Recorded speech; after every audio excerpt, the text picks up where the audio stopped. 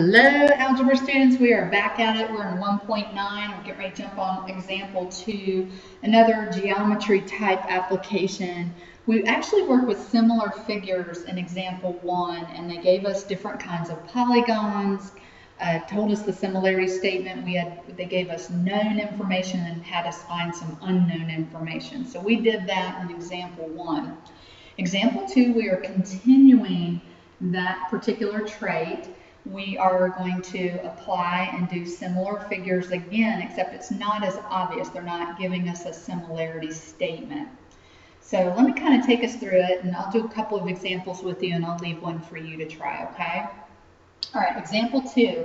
A totem pole casts a shadow 45 feet long at the same time that a 6-foot tall man casts a shadow that is 3 feet long. Write and solve a proportion to find the height of the totem pole. Okay?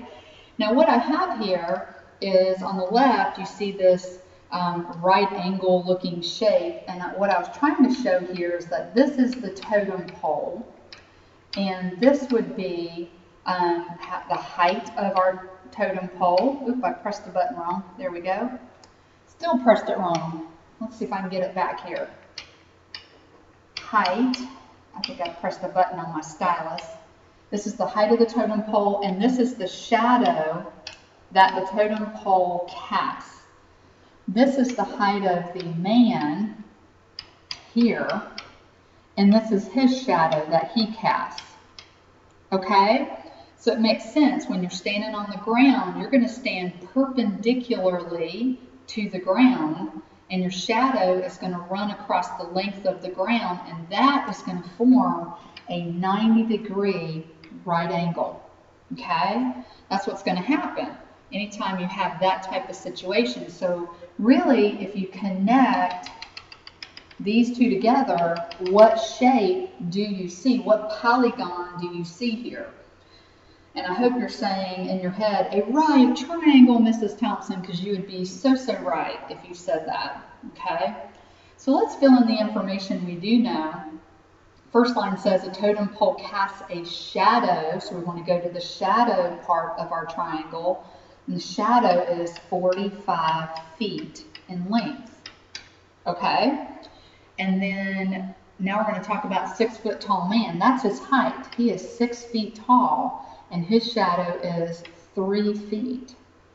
So what we can do is we can create a proportion. We're trying to find the height of the totem pole. So our proportion, you can set it up. There's lots of ways to set it up.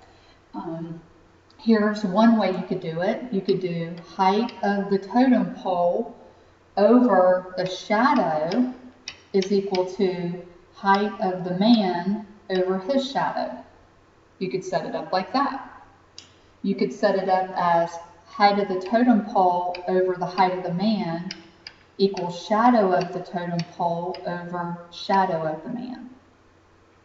You could do it that way. You could start with the man and work your way from right to left. I don't really care. There's several ways to do it correctly. There are some incorrect ways to set that up. But as long as you're following suit, whatever you do in the first fraction, the pattern you do in the first fraction is the pattern you do in the second fraction. Okay? If you break that pattern, you just miss the problem. Okay? I don't care what the pattern is, just stick to the pattern in the second fraction. Okay, so I'm going to use this one. I'm going to go ahead and solve that one. So let's cross multiply. X times 3 is 3x. It's a good time to use your calculator. 6 times 45 is, my thing just gave me an error, so let me fix that. 6 times 45 is 270. And then divide each side by 3.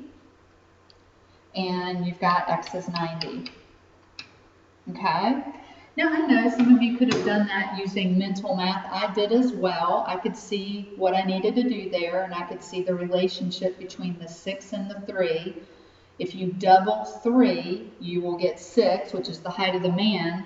If you follow that pattern, if I double the shadow of the totem pole, 45 doubled is 90, which is the height of the totem pole. So yeah, you could have done it like that. They're not always going to be that easy to do in your head. So we do want to have a strategy to follow that we can use whether we can do it mentally or not. Okay? And that's why I need to show you these steps. All right, let's go to the next page. Whoop, one too far.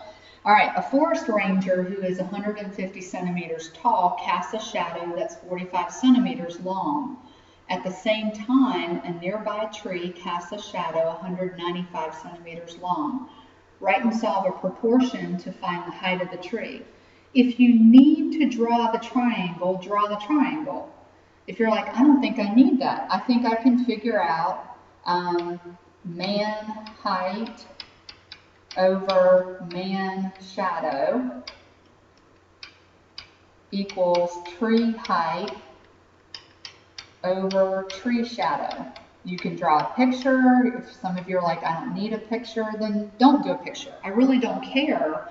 Just create a way that you can solve this problem effectively. Okay, let's start with the man. Do we know how tall he is? Yes, we do. 150 centimeters. Do we know how long his shadow is? Yes, 45 centimeters. Do we know how tall the tree is? No, that's the one thing we don't know. Do we know how long the shadow of the tree is? Yes, it's 195 centimeters. So you see, I followed the same pattern. I did man's height over man's shadow. So I'm going to do the same thing for the tree. Do the tree height over the tree shadow. And there's a couple ways you could have done that differently. That's not the way to do it. It's a way to do it. It's one way out of many. Okay? If you need the picture, do man and then do the tree.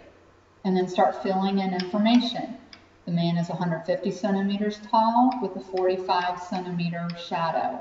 The tree, I don't know how tall it is, but its shadow is 195. If you need the picture, use the picture. If you don't need it, then go ahead and set up your proportion. And then we're going to need to solve.